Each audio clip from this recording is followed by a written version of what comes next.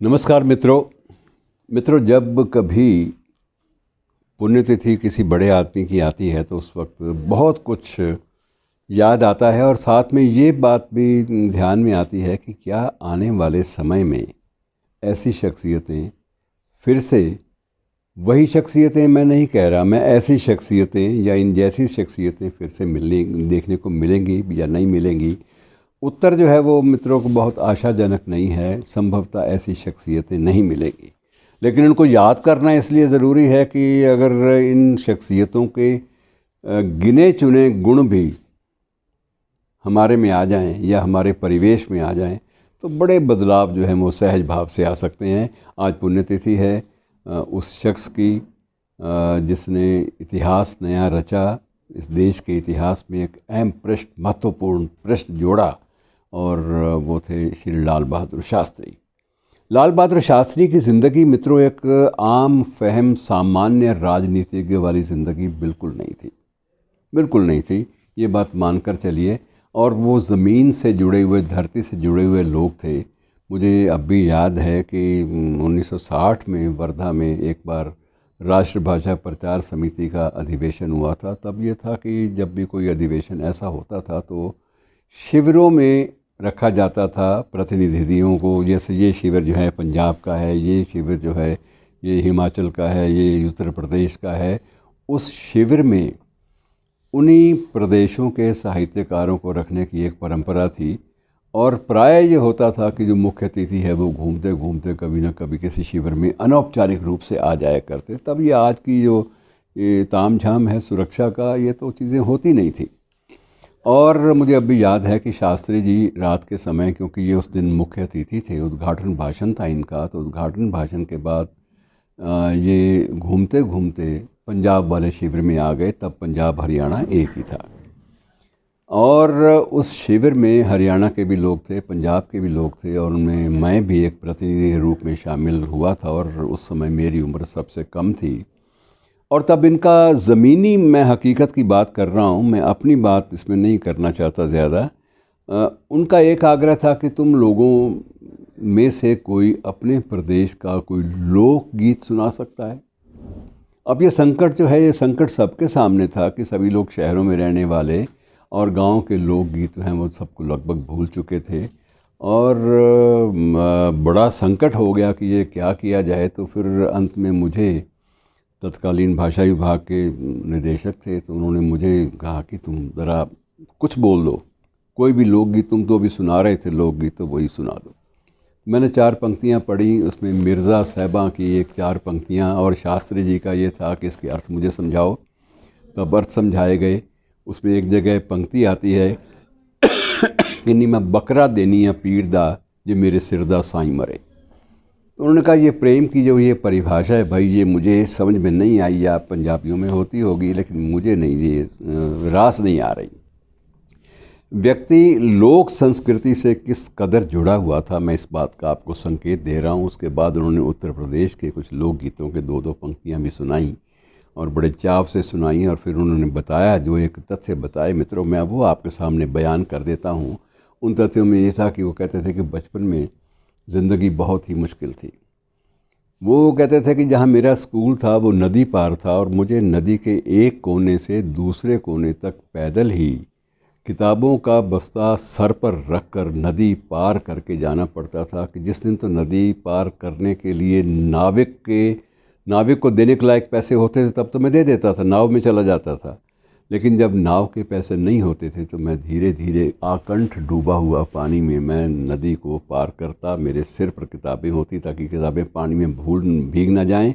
और ये सिलसिला सुबह भी चलता, जाते वक्त भी, और शाम को लौटते वक्त भी चलता। उन मुश्किल दिनों से ये शख्स जो आने वाले भविष्य में देश का प्रधानमंत्री बना, देश का दूसरा प्रधानमंत्री बना, ये एक बहुत बड़ी विलक्षण बात थी। और उस व्यक्ति की सादगी का आप अंदाज़ा लगाइए कि उन दिनों चुनाव लड़ने के लिए मित्रों प्रत्येक संगठन जो था, राजनीतिक दल, वो अपने प्रत्याशी को 2000 रुपये की राशि देता था और एक पुरानी जीप, ये जीप ले जाओ, ये 2000 रुपया ले जाओ और संसदीय चुनाव में कूद जाओ। और शास्त्री जी ने लौट कर 800 रुपये अपनी पार्टी के कोष में जमा कराए थे कि ये मुझसे खर्च ही नहीं हुए भाई, मैं तो कई जगह पैदल गया, कई जगह जीप खराब हो गई, ज़रूरत ही नहीं पड़ी, टांगे भी बैठ के चला गया। और चुनाव जो था वो फूलपुर से लड़े थे, इलाहाबाद के पास एक क्षेत्र है संसदीय क्षेत्र, वहाँ रिकॉर्ड बहुमत से जीते, सिर्फ इसलिए कि ज़मीन से जुड़े हुए लोग थे, लोक संस्कृति से जुड़े हुए लोग थे ये। और उसके बाद मित्रों लंबी कहानी है, उसका कोई अंत नहीं है। शादी हुई तो एक शर्त रख दी श्रीमान जी ने, बहुत भोले और अजीब किस्म के इंसान थे कि एक शर्त रख दी कि शादी तभी करूँगा ललिता देवी शास्त्री के साथ, ललिता देवी शास्त्री तभी बनेगी यदि मुझे दहेज में सिर्फ एक सूती वो मिलेगी, कपड़ा कुर्ता, और सूती मुझे धोती मिलेगी, और सूती जो है वो टोपियाँ मुझे 3 मिलेंगी। अगर तो चौथी चीज़ कोई हुई तो मैं शादी से इनकार कर दूँगा। दहेज के रूप में आपने कुछ देना है तो यही दीजिएगा। और ऐसे ही सूती वस्त्र खादी के पहनकर ललिता देवी अगर मेरी पत्नी बनना चाहें तो स्वागत है मेरे जीवन में। मतलब अजीब किस्म के लोग थे, कुछ सिद्धांतों की खातिर कुर्बान हो जाया करते थे। और ताशकंद में जब ये उस वक्त मुझे अब भी याद है कि अयूब खान साहब उन दिनों में पाकिस्तान के राष्ट्रपति थे, जब 1965 में भारत पाक का युद्ध हुआ, तब अयूब खान कहते थे कि मैं बड़ा हैरान था इस बंदे को मिलकर कि मेरे आधे कद के बराबर भी नहीं था और मुझे इसने पटखनी दे दी युद्ध में।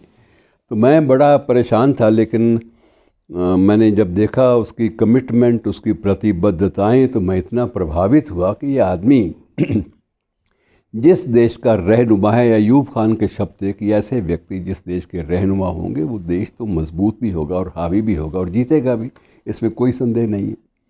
और मित्रों कंधा देने वालों में शास्त्री जी का निधन वहीं ताशकंद में हो गया था। ये इतिहास मुझे दोहराने की ज़रूरत नहीं है, आज के दिन हुआ था।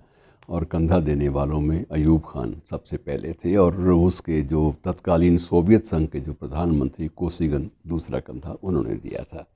तो एक प्रकार से एक महान व्यक्ति बड़े लोगों के कंधों पर सवार होकर दुनिया से गया, लेकिन जब दुनिया में आया था तब ये स्थिति थी कि माँ 3 माह के बच्चे को लेकर गंगा में स्नान करवाने के लिए पवित्रता के नाते चली गई, और बच्चा हाथ से छूट गया, पानी में बह गया, और बच्चा नहीं मिला तो माँ बाप रोते धोते घर पहुँचे। और इसी बीच में बच्चा जो था वो एक संतानहीन दंपति को मिला। उन्होंने तत्काल उसे बड़े लालच से गले लगा लिया कि ये तो हमारी तो ईश्वर ने सुन ली, हमारे तो संतान ही नहीं है, और संतान हमें बैठे बैठाए मिल गई। लेकिन जब उनको पता चला कि ये संतान किस परिवार की है और वो परिवार जो है वो कैसे रोता होगा, तो वो सिर्फ संवेदना के नाते उस बच्चे को 3 माह के लाल बहादुर शास्त्री को उनके माँ बाप के सुपुर्द करने चले गए कि ये संभालिए, ये भूल हमसे हो चली थी, मन में लोभ आ गया था कि बच्चा मिल गया है, लेकिन यदि आपकी गोद सूनी रह जाती है तो उन बच्चे का क्या करेंगे, कितनी बददुआएं मिलेंगी हमें, इसलिए हम ये अपराध बोध से बच्चा आपको वापस लौटाने आए हैं। तो मित्रों ये अजब लोग थे, अजब दास्तानें थी इनकी ज़िंदगी की, और लोक संस्कृति से जुड़े हुए लोग थे, और कुछ जीवन मूल्यों के लिए ज़िंदा रहते थे, जीवित रहते थे। और वही बात दुष्यंत कुमार वाली की जिए तो अपने बगीचे में गुलमोहर के तले और मरे तो गैर की गलियों में, गुलमोहर के लिए ये गुलमोहर कुछ जीवन मूल्यों का प्रतीक है मित्रों, जिसके लिए शास्त्री जी जिए और शास्त्री जी गए संसार से आज के दिन। और ये सारी की सारी दास्तानें हमें इस बात को याद कराती रहेंगी कि अगर हमारे में कोई ऊर्जा है तो ऐसे लोगों की बदौलत है। धन्यवाद।